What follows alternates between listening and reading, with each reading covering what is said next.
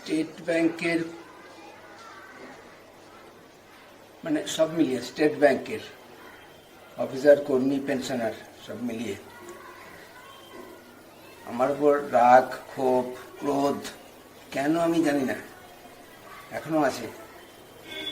এই কয়েকদিন আগে, দিন 7 আগে এসেছিল একজন পেনশনার এসেছিল বাড়িতে আমার।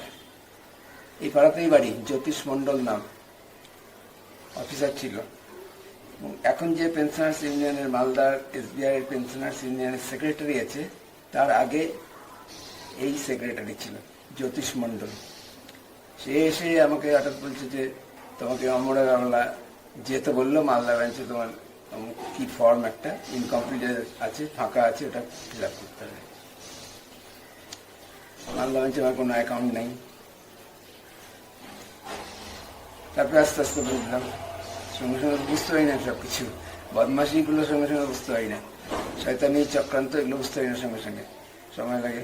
ধীরে ধীরে বুঝলাম যে আমাকে নিয়ে গিয়ে কোনো উদ্দেশ্যে নিয়ে যাওয়ার তাদের উদ্দেশ্য ছিল, কোনো কারণে আমাকে নিয়ে যাওয়ার উদ্দেশ্য ছিল